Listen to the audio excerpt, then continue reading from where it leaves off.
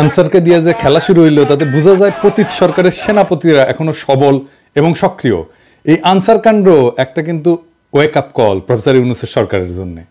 সরকারের সব স্তরে হাসিনার লোকজনদের না বের করে দিলে এই অনিশ্চয়তা এবং স্থবিরতা কাটবে না। আমি এটা ক্রমাগত বলে আসতেছি, সুপ্পু থেকে শুরু করে হাসিনার নিয়োগ দেওয়া ব্যক্তিদের বাইর করে না দেওয়ার ফল আমরা পাচ্ছি এবং পাইতে থাকবো।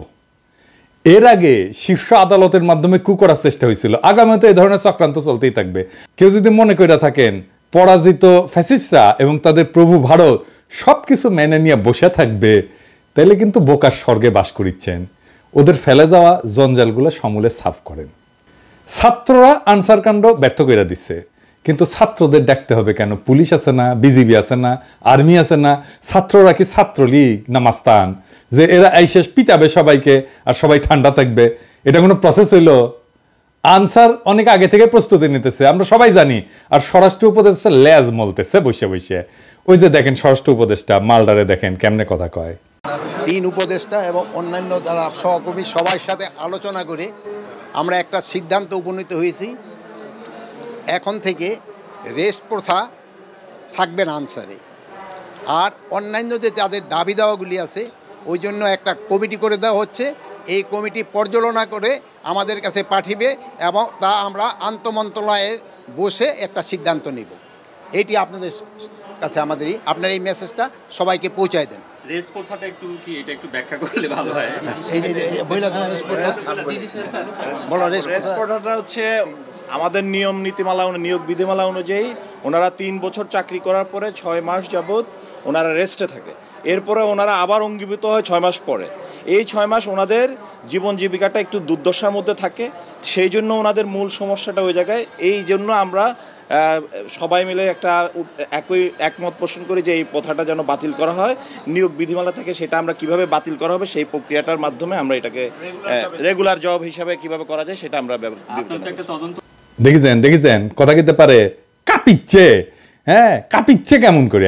আমি শিওর ডরাই প্যান্ট ভিজাই ফেলছে। এরা কোন আক্কেলে স্বরাষ্ট্র উপদেষ্টা বানাইছে? শোনা যায় এরা নাকি বিএনপির রিকমেন্ডেশনে করা হয়েছে। সত্য মিথ্যা জানি না। ওই নাকি কেউ গেলেই তাকে কয় যান বিএনপি করেন, এটা নাকি কয় ওই বিএনপির প্রতি কৃতজ্ঞতায়। যাই হোক, সত্য মিথ্যা তো জানি না। আবার অনেকে আমার কাছে উষ্মা প্রকাশ করেছে যে আমি কেন ওরে 111 কইছি। ওই নাকি ররে ফাটায় ফেলবে একেবারে, কারণ বিডিআর বিদ্রোহ নিয়ে ইন্ডিয়ারে ধরবে, ও ঠাইসা ধরবে। আপনাদের কি মনে হয় ইন্ডিয়ার সামনে দাঁড়ানোর হিম্মত রাখে? সব অপদার্থ উপদেষ্টা নিয়ে চলতেছে। আর এক উপদেষ্টা তৌহিদ সাহেব, উনি মায়ের বাচ্চা হবে তাই ছুটি নিয়ে নাকি আমেরিকা গেছে। এটা রক্তাক্ত বিপ্লবের পরে এই হইতেছে উপদেষ্টার অবস্থা। সাজেশন কইছে যে সমস্ত মামলা দেওয়া হইতেছে তার নাকি প্রথম পর্যায়ে পার হইতে পারবে না। তো এর দায় কার বলেন?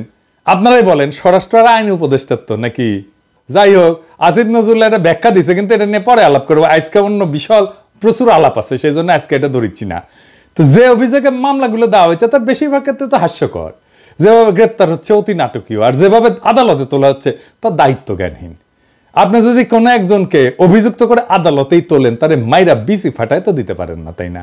আপনি শুরু করলেন ডিম মারা দিয়া, এটা মানা যায়। কিন্তু এখন আপনি এমন মাইর দিলেন যে বিসি ফাইটে যাবে। মাহমুদুর রহমানের উপরে কুষ্টিয়া আদালত প্রাঙ্গণে হামলা আর কালামানিকের বিসি ফাটায় দেওয়া কোনভাবে আলাদা? আসিফ নজরুল কইছে দুটো নাকি আলাদা না, দুটো একই জিনিস। অগ্রজ সাংবাদিক মাহমুদুর রহমান সাহেব, উনাকে আদালতে কি নির্মম ভাবে রক্তাক্ত করা হয়েছিল, তখন আপনারা সবাই কি প্রশ্নটা করেছিলেন?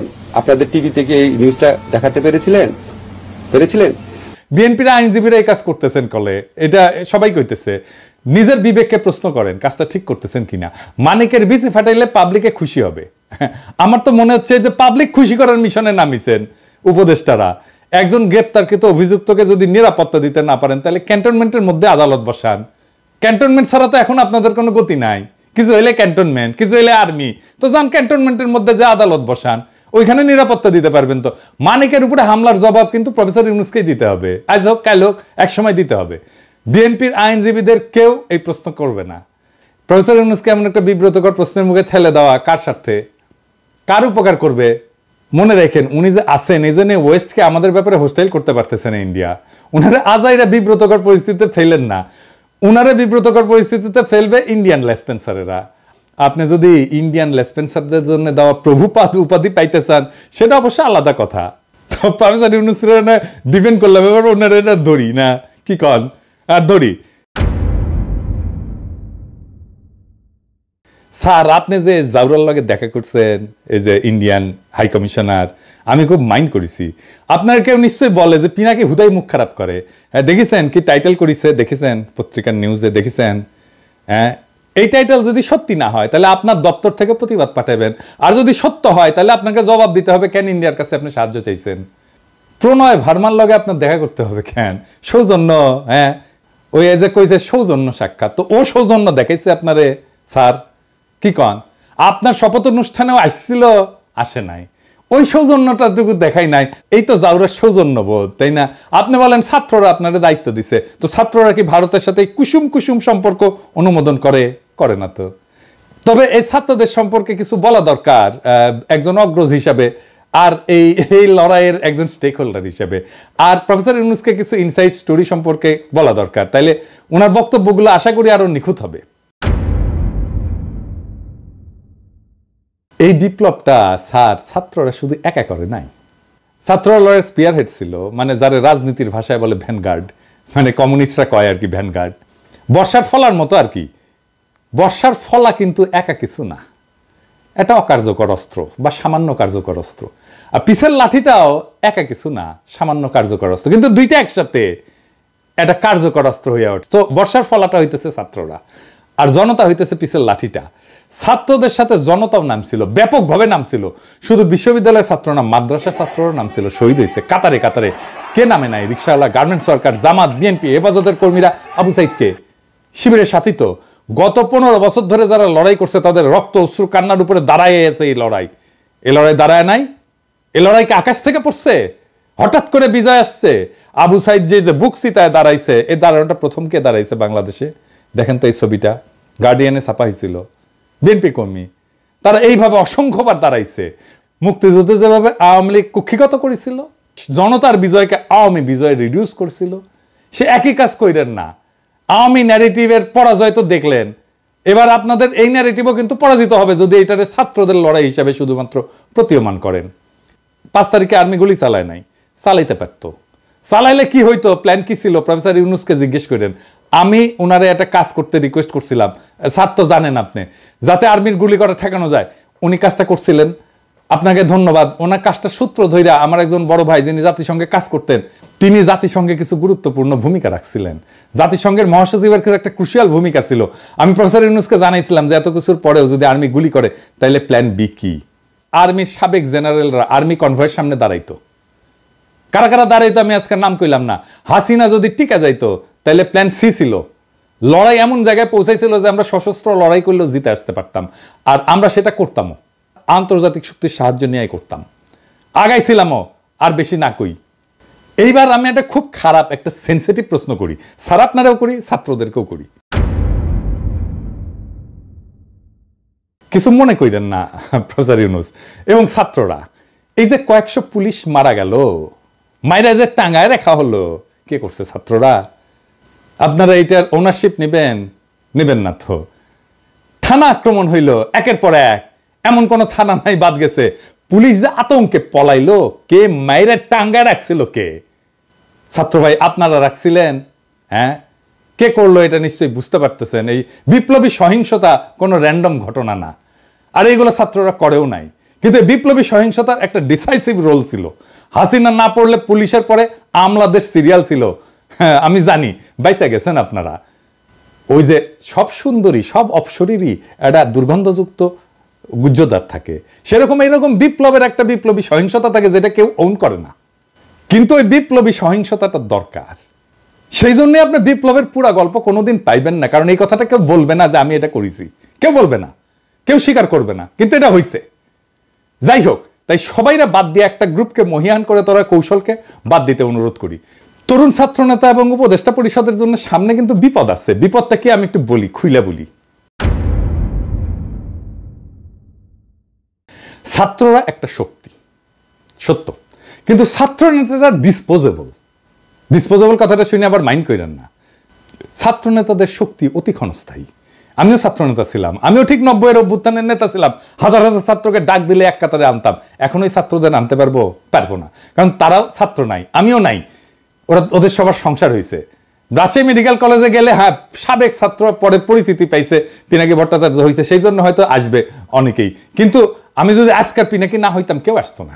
ছাত্রনেতার তার যে কনস্টিটিউয়েন্সি সেটাতে খুব অল্প সময় থাকে, খুবই অল্প সময় থাকে। ওই যে জায়মান অক্সিজেন বলে কথা আছে না, সামান্য সময় থাকে, ওই রকম জায়মান তার শক্তিটা। এই যে 90-এর অভ্যুত্থানের অগ্রপথিক ছাত্র নেতারা, এই যে দেখেছেন ওনারা কোথায়, এই যে বিচিত্রার প্রচ্ছদ প্রতিবেদন হয়েছিল আমাদের সময়, বিচিত্রার প্রচ্ছদ প্রতিবেদন হওয়া মানে বিশাল বিশাল ব্যাপার। বিচিত্রার প্রচ্ছদ প্রতিবেদন হয়েছিল, ওনাদের ছবি দেয়া, ওনারা কোথায়? কোথাও নাই। অথচ উনাদের কথায় তখন দেশ চলতো। এরশাদের পতনের পরে বাংলাদেশের ছাত্র নেতাদের মধ্যে 4 খলিফার চাইতে বড় ছাত্র নেতা আসে নাই। ওনাদের গত 40 বছরে কোনো বেল ছিল রাজনীতিতে? ছিল না। এখন আজকার ছাত্র নেতারা ডাকলে হাজার হাজার ছাত্র আসে।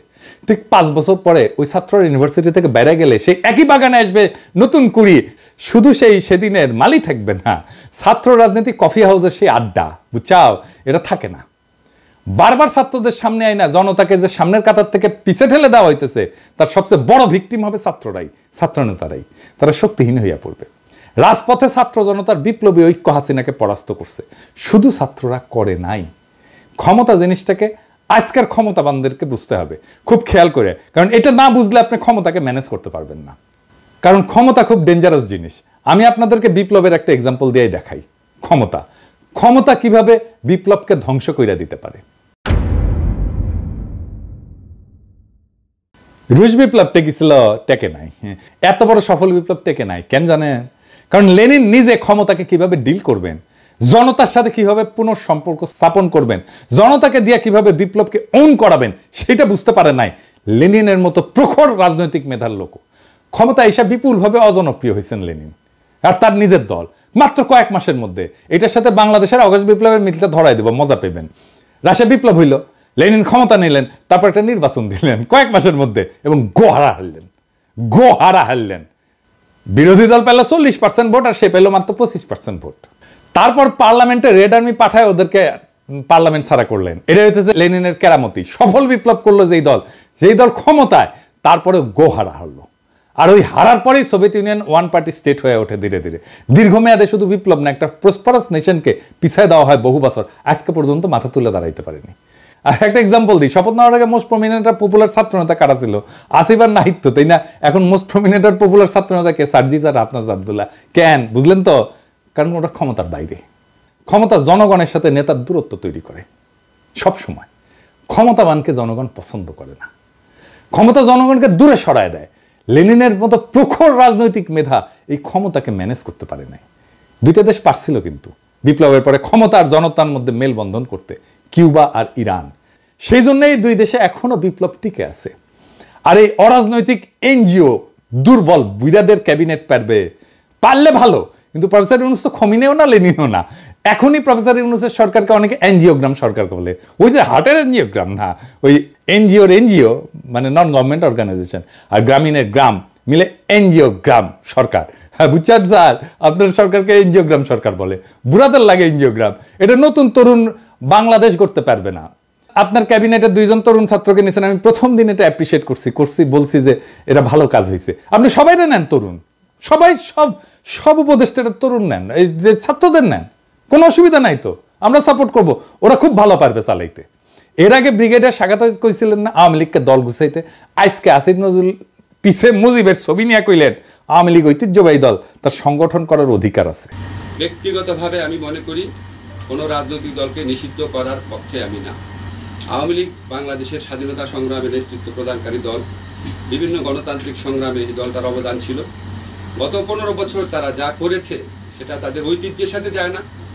মানে বুঝছেন তো, এই এনজিওগ্রাম সরকারের কাম হইতেছে আওয়ামী লীগকে সাফসুতরা কইরা আবার মানুষের সামনে পরিবেশন করা। আসিফ নজরুলকে জিজ্ঞেস করেন, জার্মানিতে হিটলারের দল কি রাজনীতি করতে পারে? আওয়ামী লীগ কি ফ্যাসিস্ট দল না? আসিফ নজরুলকে জবাব দিতে হবে যে হ্যাঁ বা না বলতে হবে। জয়তে বললে চলবে না, যদি কিন্তু ইত্যাদি ইত্যাদি বললে চলবে না। কোন অথরিটিতে আসিফ নজরুল বলে যে আওয়ামী লীগের রাজনীতি করার অধিকার আছে? শেখ মুজিবের ছবি ভাস্কর্য যেই জনতা ভেঙ্গে ফেলা বিপ্লবের বিজয় ঘোষণা করেছিল, সেই নিন্দিত স্বৈরাচার ফ্যাসিস্ট হাসিনার পলিটিক্যাল আইকন মুজিবের ছবি পিছনে লাগায় যে উপদেষ্টাগিরি করতেছেন, এইটা কি জনগণের অনুমোদন নিয়ে লাগাইছেন পিছে? জনগণ তো এটা ভাঙছে, আপনি পিছিয়ে লাগায় রাখছেন কেন, টেঙে রাখছেন কেন? আর একটা বিষয় একটু আলাপ করে নিই, আমাদের মিডিয়ার কিছু রেসপন্সিবিলিটি নিয়ে। সরকার গুমের শিকার ব্যক্তিদের সন্ধানে 5 সদস্যের কমিটি করছে, এর মধ্যে সাজ্জাদ হোসেন একজন। তো মানবাধিকার কর্মী, এনটিভি একটা নিউজ করেছে এটা নিয়ে, এই যে দেখেন, হ্যাঁ, ওইখানে ছবি দিছে এই মালের, সাজ্জাদ হোসেনের বলে এই ছবিটা হইতেছে সুয়েটের প্রাক্তন ছাত্রলীগের প্রাক্তন সাধারণ সম্পাদক, গত 15 বছরের স্বৈরাচারের সুবিধাভোগী। তো আপনি সাজ্জাদ হোসেনকে চিনেন না? সে একজন মানবাধিকার কর্মী, আমাদের কলিগ তো, আমাদের সহকর্মী তো, তার সাথে কাজ করেছি তো। আপনি সে একজনের জায়গায় আরেকজনের ছবি দিয়ে দিবেন আর হাউকাও লেগে যাবে বিভিন্ন জায়গায়। আমার কাছে কতজন পাঠাইছে, এই যে দেখেন এই লোক গুমের হয়েছে। আরে না রে ভাই, এই লোক তো হয় নাই। হুদাই আপনি কি সাংবাদিক নিয়ে রাখছেন এনটিভিতে এই সমস্ত আউল ফাউল? এডিটর সাহেব দেখান তো এনটিভির নিউজটা দেখান, আর ছবিটা দেখান, আর ওই দেখায় দেন যে ওটা কার সাথে মিল আছে, কার ছবি ব্যবহার করেছে দেখায় দেন। এই কাজ করিয়েন না। যাই হোক, আর এটা ইস্যু নিয়ে প্রফেসর ইউনূসের আমি নজর কামনা করছি। আসেন এটা আলাপ করি। হাজার হাজার আহত জনতা ছাত্র কাতরাইতেছেন। আপনি বলছিলেন না এদের চিকিৎসা ব্যবস্থা করবেন না, তালিকা করতে পারলেন না আহত নিহতদের। আপনার উপদেষ্টাদের তো জানাই নাই কেমনে দেশ চলে, কিভাবে দেশটা ফাংশন করে, কয় হাজার আহত, 10,000 20,000, তালিকা করতে পারেন না এতদিনে। একটা হসপিটালে তো গেছে সে, তাই না? যে কোনো হসপিটালে যে কোনো আহত রোগীর একটা আলাদা ডেটাবেস থাকে, ওটা পুলিশ কেস বলে, এটা লাল সিল দেওয়া থাকে, ইনকা করে ঠাকাস করে মেরা দেয়। তো এই পুলিশ কেসগুলোর তথ্য নিয়ে রোড ট্রাফিক অ্যাক্সিডেন্ট, সাপে কাটা আর বিষ খাওয়া, এই 3 ধরনের রোগী যদি বাদ দেন 18 জুলাই থেকে 5 আগস্টের, তাহলে আহতদের পূর্ণাঙ্গ তালিকা পেয়ে যাবেন। ওখানে ঠিকানাও থাকে, ফোন নাম্বারও থাকে। 1 সপ্তাহের কাজ, আর একটু ভ্যালিডেট করে 1 সপ্তাহ, ম্যাক্সিমাম 1 সপ্তাহের কাজ। দেশ কেমনে চলে এটা জানেই না, এইগুলারে আপনি উপদেশটা বানাইছেন। তো বানাইছেন, বানান ছাত্রদের বানাইতেন, সবগুলোই ছাত্র নিতেন, খুব ভালো কাজ করবে। আমি প্রথমে 2 জন ছাত্র বানাইছিলেন উপদেশটা, আমি কইছিলাম এটা ভালো কাজ করেছেন, আর সবগুলোরে নিতেন ছাত্র, কোনো সমস্যা ছিল না। তো যাই হোক, এই আলাপে শুধু ছাত্র না, ছাত্র জনতার এই বিপ্লবের অংশগ্রহণ নিয়ে কথা বলছি। তো আমি শহীদদের নিয়ে এপিসোডে মাঝে মাঝে শেষ করতাম। আজকে আমি যারা নিয়ে কথা বলবো সে শহীদ কিনা জানি না, কিন্তু এই আন্দোলনে সে একজন নিখোঁজ ব্যক্তি। আসেন তারে নিয়ে একটু কথা বলি। ইয়াসিন আরাফাত একজন দরিদ্র শ্রমিক, রাজধানীর ঢাকার কুড়িল এলাকায় ইঞ্জিন মেকানিক হিসেবে কাজ করতেন। একই এলাকায় ফুচকা বিক্রি করতেন বাবা আবুল কালাম। গত 18 জুলাই বিকেল ইয়াসিন আরাফাত বাবাকে ফোন দিয়ে বলে, বাবা আমি খুব বিপদে আছি। এরপর ফোনের লাইন কেটে যায়। ওই ঘটনার 1 মাস পার হলেও ছেলের সন্ধান পাননি আবুল কালাম। সন্তানের খোঁজে বিভিন্ন জায়গায় ঘুরে বেড়াচ্ছেন। অন্যদিকে নিখোঁজ থাকার পর অনেকে ফিরতে শুরু করেছেন পরিবারের কাছে, কিন্তু ইয়াসিন আরাফাত ফেরেনি। কেউ তার খোঁজ নেয়নি, কেউ ফেসবুকে লেখেনি, তাকে নিয়ে কোনো পত্রিকা স্টোরি করেনি। করবে কেন? সে তো আর এলিট না, নিতান্তই সাধারণ শ্রমিক, যারা কোনো প্রতিদানের আশা ছাড়াই লড়াইয়ের মাঠে নেমেছিল। কোনো কোটা না, কোনো চাকরির ন্যায্যতা না, নিতান্তই সে হাসিনার নির্মম শাসনের বিরুদ্ধে, ছাত্রদের উপরে চলা নির্মম ফ্যাসিস্টের আক্রমণে বিক্ষুব্ধ হয়ে পথে নেমেছিল। সম্ভবত তার জীবনটাও দিয়ে দিয়েছে। তারপরে বেওয়ারিশ লাশ হয়ে কোথাও দাফন হয়ে মাটিতে মিশে গেছে এতদিনে। তার বাবা কাঁদতে কাঁদতে ছেলেকে খুঁজছে। তার কান্নাও একদিন শুকিয়ে যাবে। বিপ্লবের এমন অসংখ্য শহীদ অগোচরে থেকে যাবে। এইসব জানা অজানা অসংখ্য শহীদদের রক্ত মারিয়ে যারা ক্ষমতার মসনদে বসলেন, তারা এই ফ্যাসিস্টকে সাফসুতরো করে আবার আমাদের পরিবেশন করবেন। হাসিনার অনুগতদের দিয়ে প্রশাসন চালাবেন। পিছনে ফ্যাসিস্টের আইকনের ছবি ঝুলিয়ে একটুও গ্লানিতে ভুগবেন না। ইয়াসিন আরাফাতের বাবা আবুল কালামের জীবনটা এক অসীম দুঃখে ডুবে গেছে। প্রত্যেকদিন সকালে হয়তো তিনি ঢাকার কুড়িলে যান, যেখানে একসময় তার ছেলে ইয়াসিন আরাফাত কাজ করত। পুরনো স্মৃতির টানে তিনি প্রতিদিন সেখানে যান, যেন অলৌকিকভাবে ছেলেকে দেখতে পাবেন হঠাৎ। কিন্তু ইয়াসিন আরাফাত ফেরে না, আর কোনোদিন সে ফিরবে না। আবুল কালামের চোখের পানির কোনো শেষ নেই, সেই জন্যই তিনি কাঁদেন, অবিরাম কাঁদেন। তিনি জানেন যে তার কান্না কখনোই শেষ হবে না। প্রত্যেকটা দিন তাকে মনে করিয়ে দেয় তার ছেলে আর নেই, কিন্তু তবুও তিনি আশা ছাড়েন না। ছেলের খবর পাওয়ার আশায় দিন রাত কাটান। এদিকে ক্ষমতার খেলার মঞ্চে এই সাধারণ শ্রমিকের আত্মত্যাগ কোথাও স্থান পায় না। অন্যদের মতো ইয়াসিনেরও কোনো স্বীকৃতি নেই। তার জীবনটা যেন একটা নিষ্ফল স্বপ্নের মতো। তার বাবা আবুল কালাম নিজের চোখের জল দিয়ে সেই স্বপ্নকে কবর দিয়ে যাচ্ছেন প্রত্যেক দিন। কিন্তু এই নিঃশব্দ কান্নার মধ্যেও আরেকটি আগামী বিপ্লবের বীজ রোপিত হয়েছে। ইয়াসিন আরাফাতের রক্তের ফোঁটাগুলো সেই বীজের জন্যে জল হয়ে থাকবে। হয়তো একদিন, অনেক অনেক দিন পর, এই রক্তের রঙে রঙিন হয়ে, এই রক্তের রঙে রঙিন হবে নতুন একটা ভোর। ইয়াসিনের মতো অজানা শহীদদের রক্তেই ফুটে উঠবে সেই ভোর, যা সত্যিকার স্বাধীনতার আলোকে আলোকিত। ততদিন পর্যন্ত আবুল কালামের চোখে থাকা আশা হয়তো ম্লান হবে না, কারণ তার ছেলের আত্মত্যাগ সেই দিনের বিপ্লবীরা ঠিকই স্মরণ করবে, যে বিপ্লব এক এলিটের হাত থেকে আর এক এলিটের হাতে ক্ষমতা হস্তান্তর করবে না। এভাবেই অগণিত শহীদের আত্মত্যাগ একদিন ইতিহাসের পাতা জুড়ে লেখা হবে। আর তখনই হয়তো আবুল কালামের চোখের জল একটু থামবে এবং তিনি জানবেন যে তার ছেলে কোনো অচেনা ইতিহাসে হারিয়ে যায়নি, বরং সেই ইতিহাসের অংশ হয়ে বেঁচে আছে। ইনকিলাব জিন্দাবাদ।